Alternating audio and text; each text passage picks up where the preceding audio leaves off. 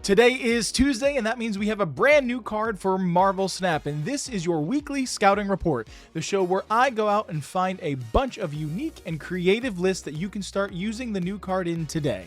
This week we're looking at Red Guardian, a 3/3 who has an on-reveal ability to afflict the lowest power enemy card here with -2 power and remove its text.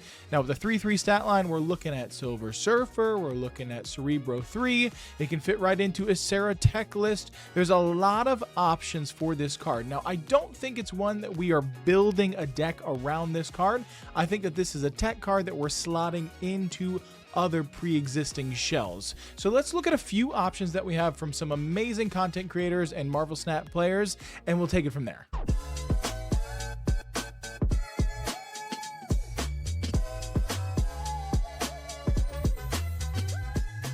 First up, we talked about it in the intro. It is Cerebro 3. This card just fits beautifully into this archetype. Now here we're looking at a list from a good buddy of mine named Parry Manilow, and this is a shell that I want you to take, I want you to experiment with, and I want you to make it your own. In this one, we are running some cool stuff, like we've got Rhino in there, but we also have magic. Hey, maybe we magic early, maybe on turn 6 we turn our own limbo off to catch our opponents by surprise. But either way, we have so much location control because we're also running Quake in there.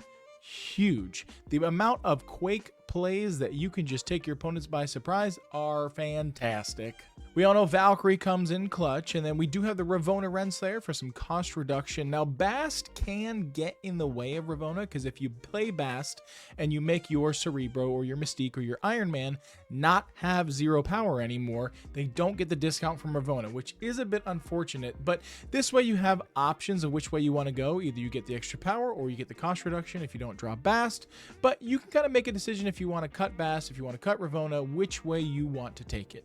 Overall, I've been looking for more excuses to play Cerebro. I think this one will be a really fun list. Now, I do have to say, with Luke Cage being a 4 power card now, not being able to run Luke Cage in Cerebro 3, it can be a little bit risky depending on locations. If your opponents are playing some other toxic kind of stuff, things can get a little wonky, but if you don't run into those matchups, you're going to have a good time. Next up is a list you might have been seeing quite a bit of over the past couple weeks, especially when Kamar-Taj was the hot location, and this is the Toxic Surfer list, this time by a good friend, Gregor. So here we're going to slot Red Guardian just right into that build. We're adding in a little bit of extra tech, we're removing the Absorbing Man so we don't have as many ways to just really send our opponents down into the negatives, but I think we're gonna be okay. We have Silver Surfer, we have Ironheart, we have Hazmat, we have a bunch of ways to still have win conditions, but now we just have the additional benefit of a tech card in there that we can use to shut down something on the opponent's side, and I think that's huge.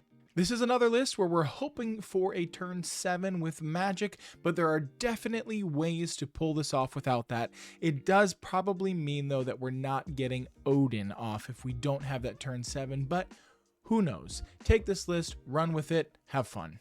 Jeff Hoogland coming at us again with another cool high evo Moon Girl list, adding in the Red Guardian for some additional tech. So now we know what the playline is here. We use Cyclops, we use Hazmat, we use Wasp, we use Scorpion, and including the Red Guardian now, all of the ways to reduce our enemy's power. We play that Moon Girl, we float a turn 5, we might even have a full 6 energy because of Hope Summers to float on turn 5, and we slam down multiple Abominations or She-Hulks or whatever we have left in our hand to just throw at them. This is one of those lists that it's really cool. You get to hold all your cards close to your chest and you wait until turn 6 before you decide where you're going to commit your power, and I love that about a list like this. Your opponent is never going to know how many Abominations or She-Hulks you were able to duplicate with Moon Girl and where they're going to come at you. This could be a good one. Added benefit too, if you didn't already have high evo, well, hey, he's in the spotlights too. So this could be a great chance for you to get 2 brand new cards and make one awesome list with both of them. Things are getting wild in the kingdom of King Tuccrr with this Pixie, Annihilus, Lady Deathstrike, everything list. We're just throwing the whole kitchen sink at him here. So there is unlimited potential in a list like this to completely surprise your opponents. Pixie is just the queen of putting your opponent on edge and having no idea if you're going to slam down a 1-cost red Hulk or a 6-cost hood, but don't do that if that's the case. But this seems like a really fun package. You take the hood, the Annihilus, the Sentry package, you add in the Red Guardian and the Mobius M. Mobius, which protects you from any downside of Pixie, and then you have a giant body like Red Hulk that could be 6 cost, which is still great value for the power he puts out, but could be any cost at all. Lady Deathstrike is another one that I think got a huge buff in the most recent OTA. And with this, I mean, you just have so many options. If you don't manage to draw into your Annihilus and you still need to get rid of that void from Sentry, you've got the Lady Deathstrike who can take care of that for you, as well as whatever cards that are 3 or less power the opponent has. You have other super frustrating disruption in Spider-Ham and Iceman. This list could be a menace, you guys, and I don't know if that's a good thing or not, but either way, go steal some cubes with it today. Hey, I rhymed. Now, this list is using a lot of the new cards that have been introduced into Marvel Snap recently. It's coming at us straight from Eva, one of the top players on Ladder.